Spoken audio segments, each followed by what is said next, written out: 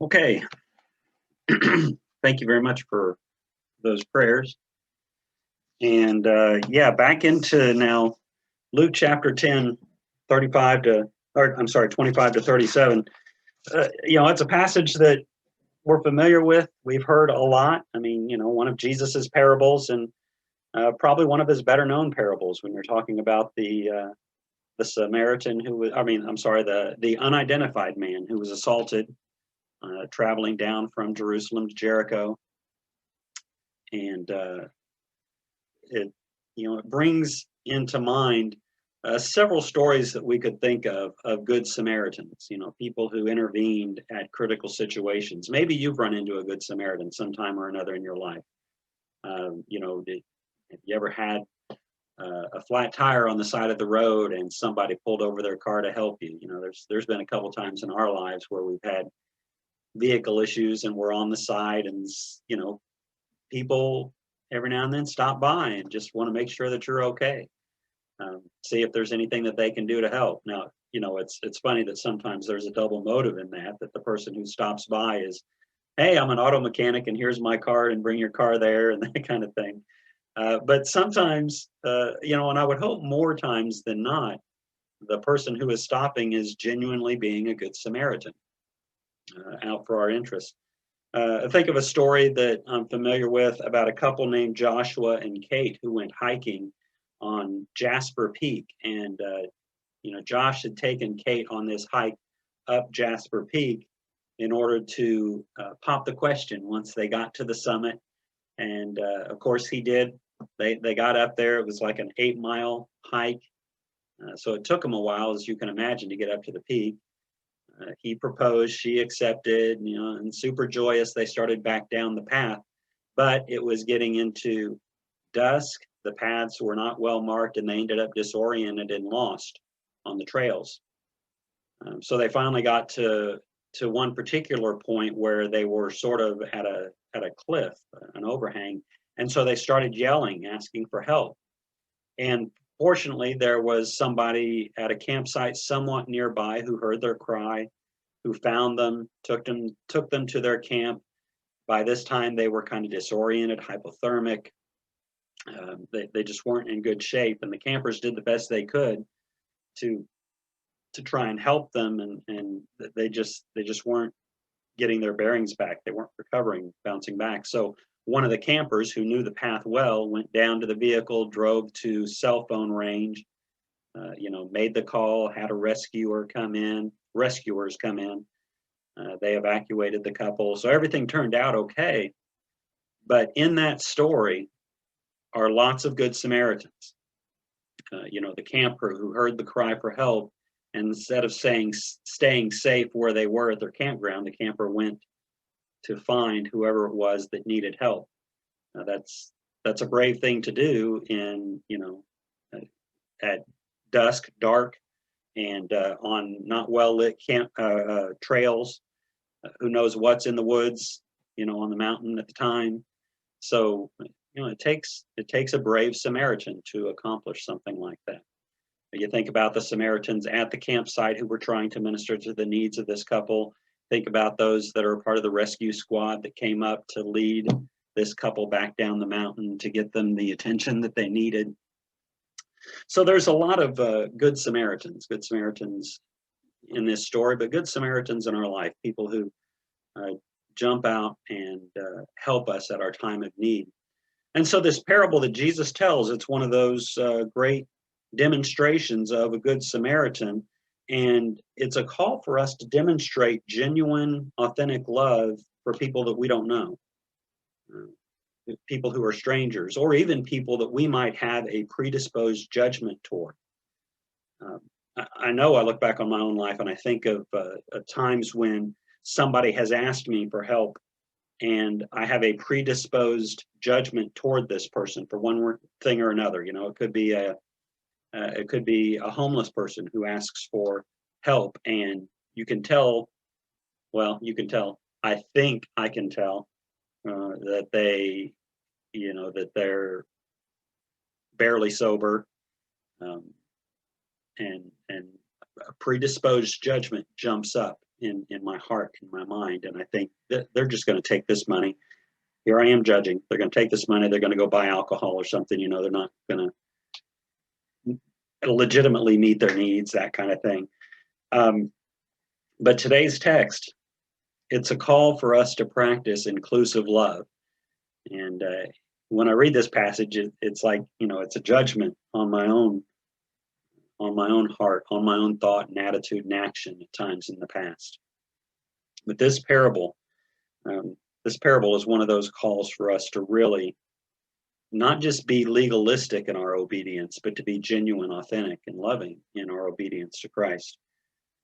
This parable, I don't know if you know this parable is unique to Luke. Now, other Gospels, Matthew and Mark, they both talk about this greatest commandment and the second commandment. So, love the Lord your God with all your heart, soul, mind, and strength. The second commandment, love your neighbor as yourself. Okay, so all three of the Gospels present that commandment, but this parable here is only appears in Luke. So Luke's the only one that records Jesus teaching this parable. So it begins with a questioning. It goes to the story, and then it concludes with basic instruction. So the questioning. An expert in the law stood up to test Jesus. Now, stood up indicates that this expert in the law must have been seated among all those that Jesus was teaching at the time. And he stood up to test Jesus. That word test is very similar to the kind of testing that Jesus experienced when he went into the wilderness. The tests that Jesus was presented in the wilderness by Satan. Very similar sort of phraseology here. This idea of testing is a temptation. So this expert in the law wasn't necessarily sincerely seeking to be taught by Jesus, but this expert in the law was interested in learning how Jesus would answer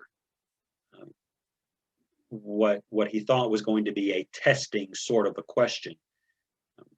The man wanted to justify himself. Well, we read that a little bit later when the man replies to Jesus's statement. So the expert in the law stood up to test him and said, "Teacher, what must I do to inherit eternal life?"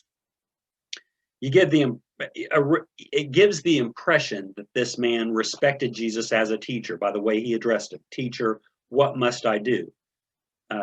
But it conveys the perspective of salvation by works. What must I do? What work must I do in order to inherit eternal life? And if we know anything about Jesus and what he taught, it's that we can't earn it by works. Now, there is an expectation of our actions based on our relationship with Christ, but it's not by works. In the Old Testament, sure, obedience to God was often associated with how well you worked. Obedience to God was often associated with his blessings. So how well you worked was how you were blessed. And so similarly, if you didn't work so well, then that was equated with God's cursing.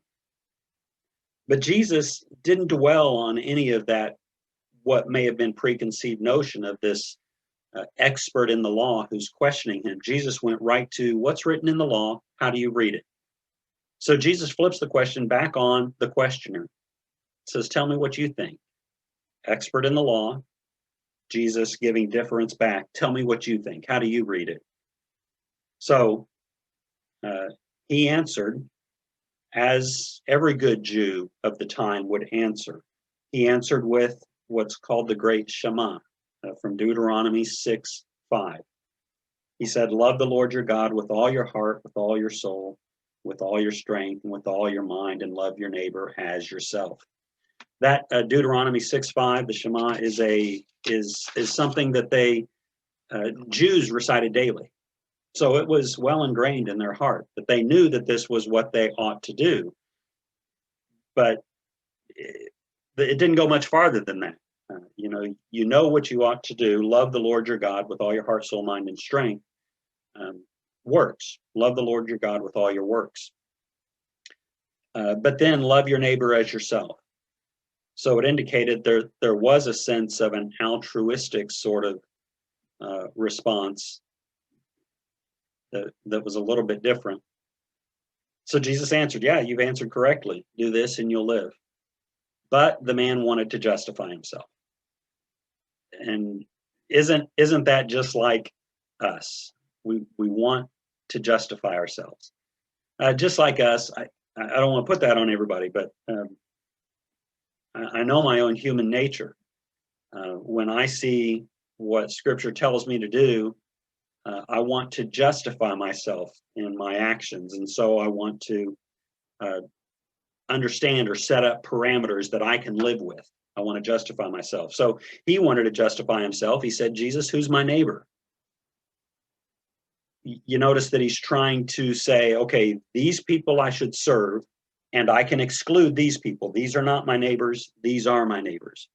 So he's trying to justify himself by what he has done, loving the Lord his God with all his heart, soul, mind, and strength, and loving his neighbor. He has shown love to his neighbor, but the neighbors that he's shown love to most likely are Jews. Most likely it's people like him.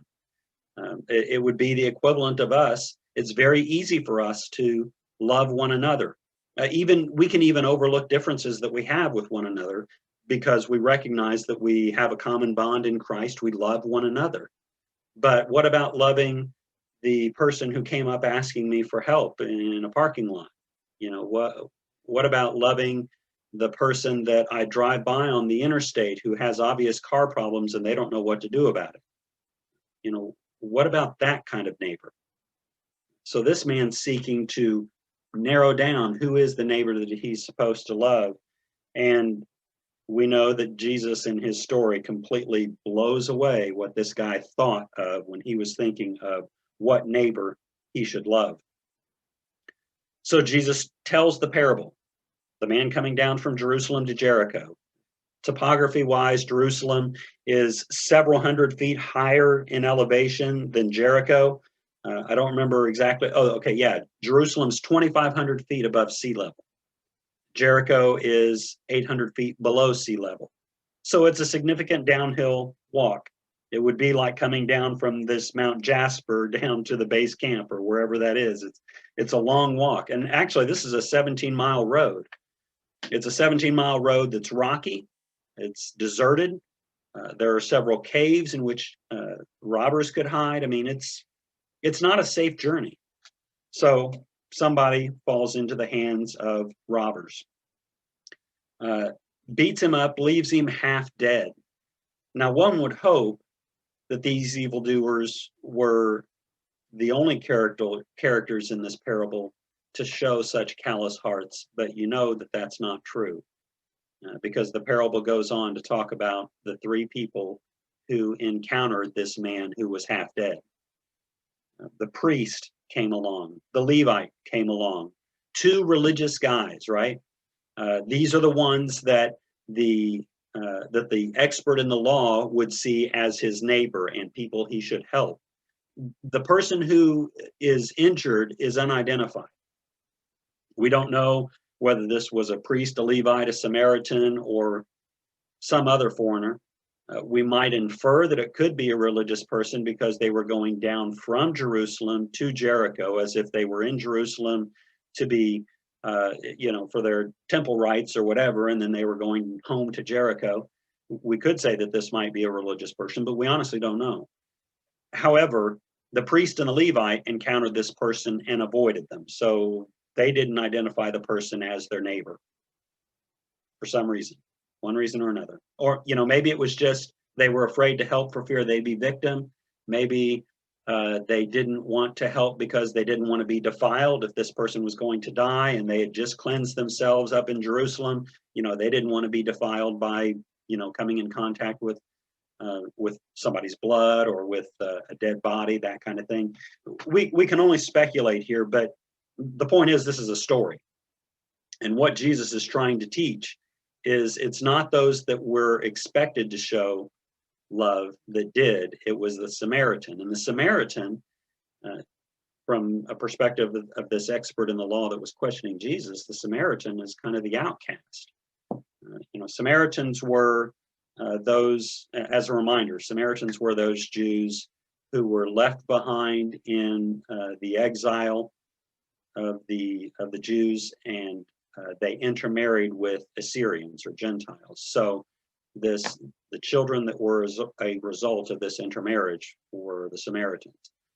So they always had a bad rap for being people that, kind of forsook their close-knit national identity in order to interact with the Assyrians.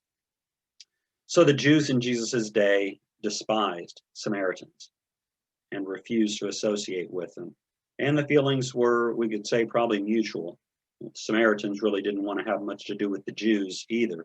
We can think back to when Jesus had his interaction with the Samaritan woman at the well. And she was taken aback. It's like, you, a Jew, are talking to me? What's wrong with you? So it's not expected that a Jew and a Samaritan would interact well. Nonetheless, that one would show pity to the other. So we know exactly what the Samaritan did. Instead of avoiding, the Samaritan went to the one who fell into the hands of robbers, who was left half dead. The Samaritan put the man on his own donkey. He treated his wounds with oil and oil and wine. The wine designed to disinfect, the oil designed to soothe some of the pain. From beginning to end, the Samaritan considered the care of this injured man of greater value than the risk involved. So this Samaritan is an example for us of it's instructional for us of how we ought to respond when we come into when we encounter someone who has a need that we are capable of meeting. And it really doesn't matter if we're putting ourselves in danger to help this person. It does come to us as far as how we respond. Religious leaders would be expected to respond well, but they didn't. And the ones who were despised are the ones who responded well in this story.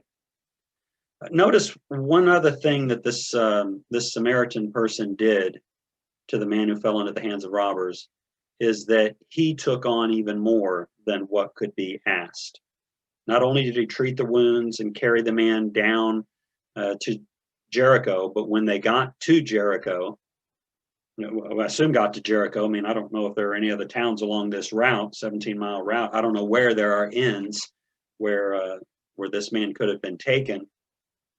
But the Samaritan pulled out 2 denarii, gave it to the innkeeper, and said, "Take care of this man. And when I come back, if there's any extra expenses, I'll take care of that as well." Now, 2 denarii, how much is that? Some scholars suggest that could be as much as 2 months worth of room and board with the innkeeper. That's significant. That's a significant investment of a stranger to a stranger. And not only that, he gave the innkeeper these 2 denarii.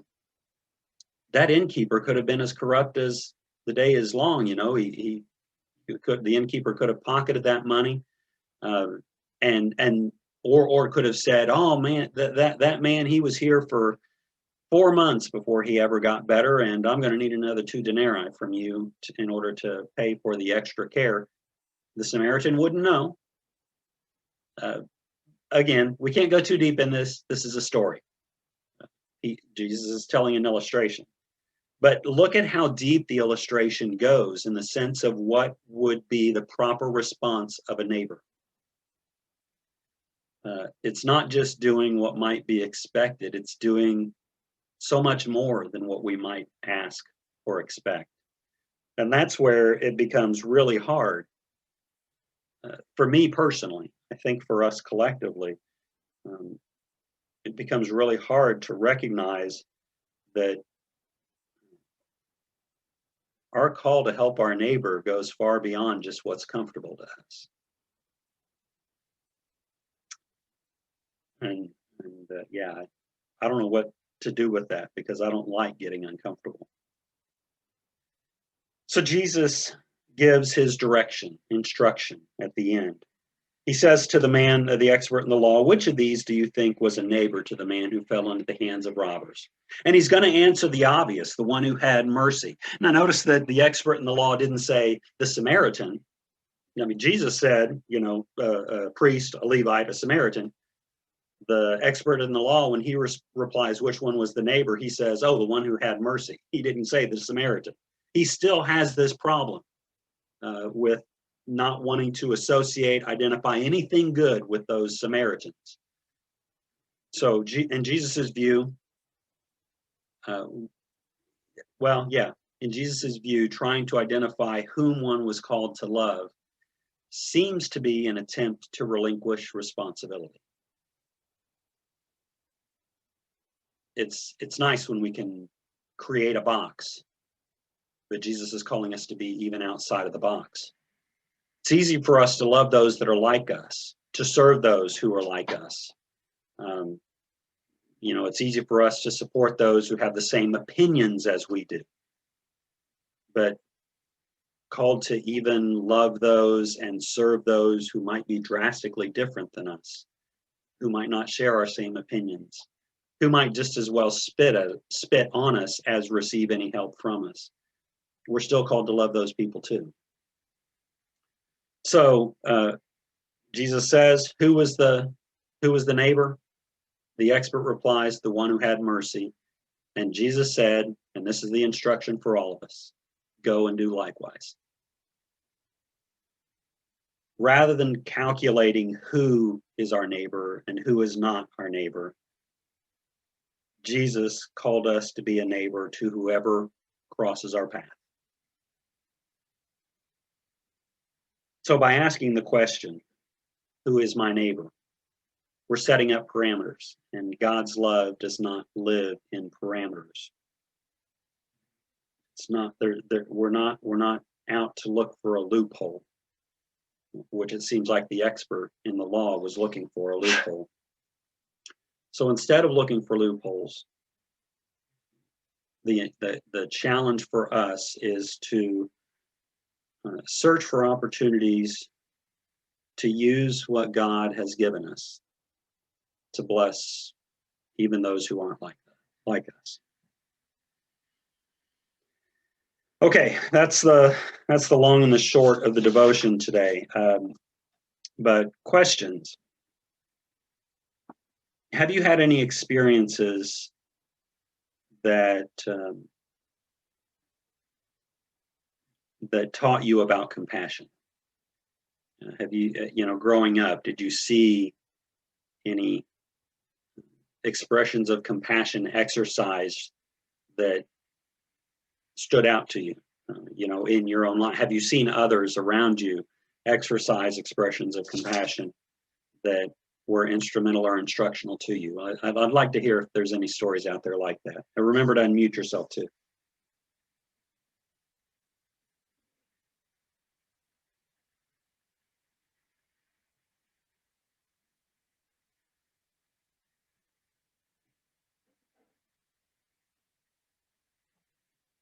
No stories?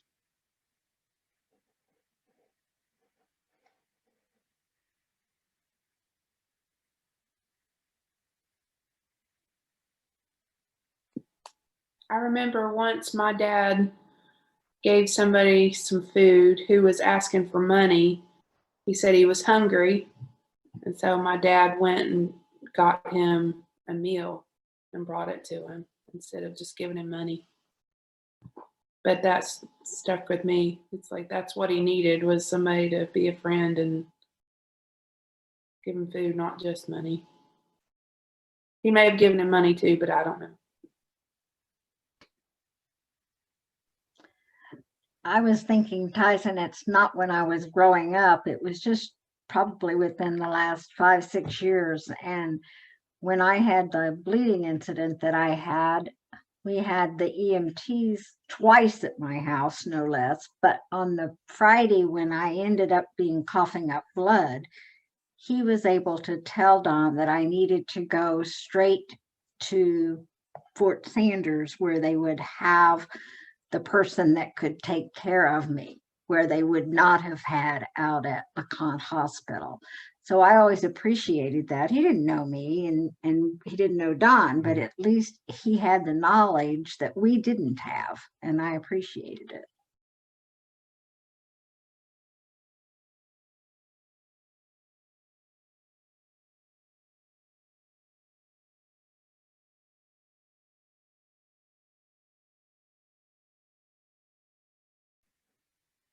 Any other thoughts?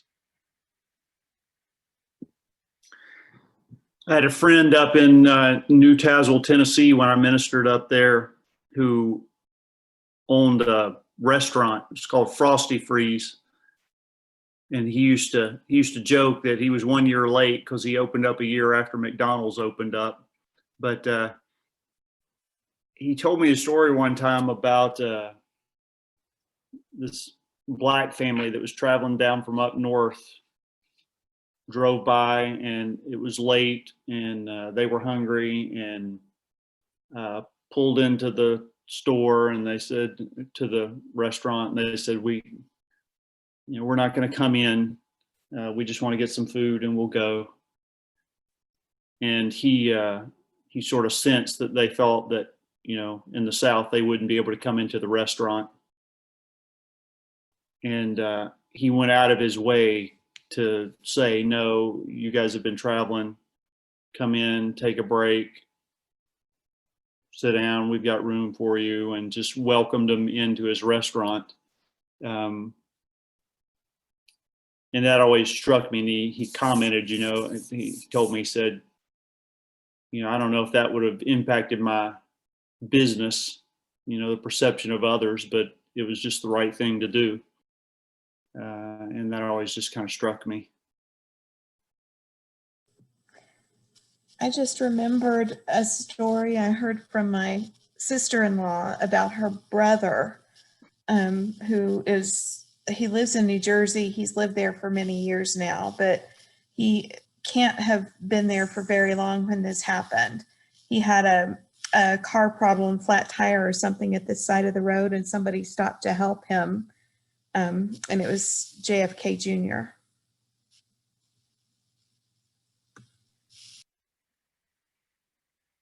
Well,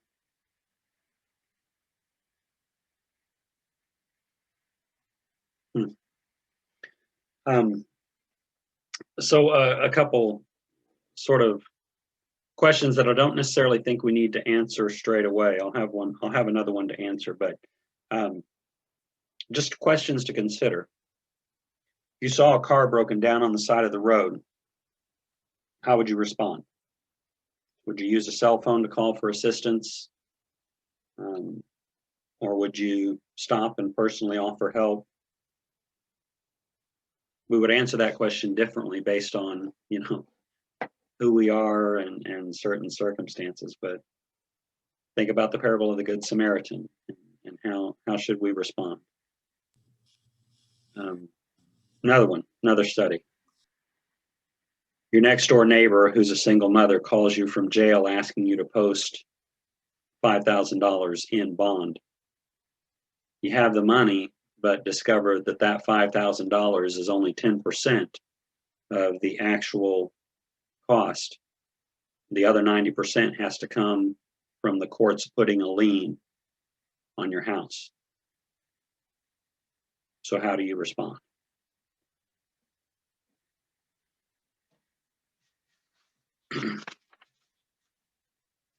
It gets into such detail that we really can't answer that question collectively. But it's good for us to wrestle with those questions and try and discern, to what extent are we to love our neighbor? And, that passage says, love your neighbor as yourself. If it were up to you, you were the one in jail, you had to post $5,000 in bond, and you did have the $5,000, but the other 90%, you had to have a lien put on your house. You do it for yourself. And to love your neighbor as yourself seems to be calling us along those lines. All right. I don't know how best we can answer this one, but I want to throw it out there. what areas of compassion, in what areas of compassion could our church improve most? Are we really good about being compassionate? Are there ways in which we could be more compassionate?